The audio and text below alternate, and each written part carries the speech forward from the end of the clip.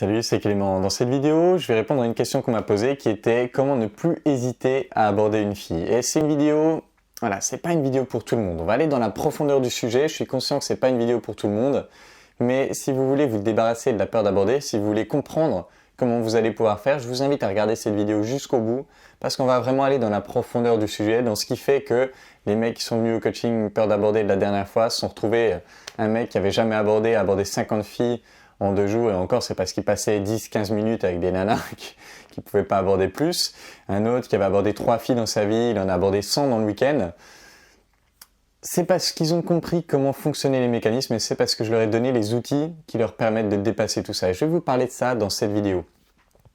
Le premier truc que je veux aborder, c'est que la question de départ, c'est comment faire pour ne plus hésiter. Et le premier truc que j'ai envie de répondre, c'est que c'est pas important si tu hésites ou pas. C'est pas pertinent. Est-ce que j'hésite ou pas? Je vous donne un exemple. La vidéo qui créait beaucoup de débats, qui était aborder et coucher avec une fille en 1 heure. Le mec en question, il a hésité pendant plus d'1 minute puisqu'il a eu le temps de venir me chercher, de retourner jusqu'à la fille qui est à l'autre bout de la place de devant chez moi. Il a hésité plus d'1 minute et ça n'a pas empêché que derrière, la fille finisse dans sa chambre. Du coup, l'hésitation, c'est pas important. Ce qui est important, c'est que tu finisses par y aller.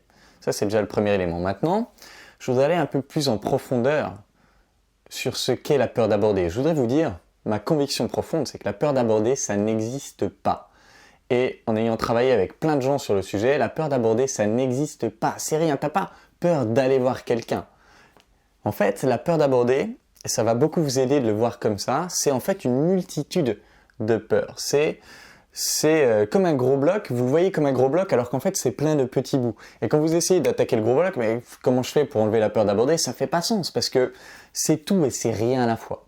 Alors qu'en fait la peur d'aborder c'est comme un bloc avec de multiples choses. Ces multiples choses c'est en fait plein de petites peurs. C'est peur de me prendre un vent devant tout le monde, peur de me faire rejeter, peur que la fille le prenne mal, peur que ça ne se fait pas, peur d'être vu, d'être pris pour un connard ou un harceleur, etc.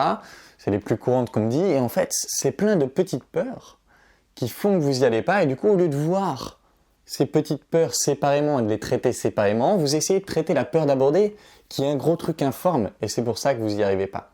Ce que je fais dans le coaching peur d'aborder, c'est que je prends du temps avant le week-end, et même pendant le week-end avec les personnes qui sont présentes, pour déjà lister, et je leur demande de le faire d'ailleurs même avant de venir, de lister toutes les petites peurs.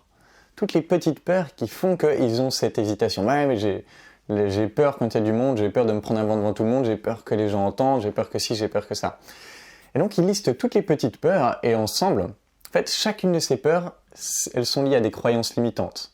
Elles sont liées à des croyances limitantes et ce que je fais, c'est que je les aide à trouver un antidote pour chacune de ces croyances limitantes. Ce qui fait qu'au moment où ils vont y aller, ils ont leur peur habituelle qui revient. Telle peur, bim, tel antidote. Telle peur, ah ouais, mais il y a ça aussi, bim, tel antidote. Ah ouais, mais il y a ça aussi, bim, tel antidote.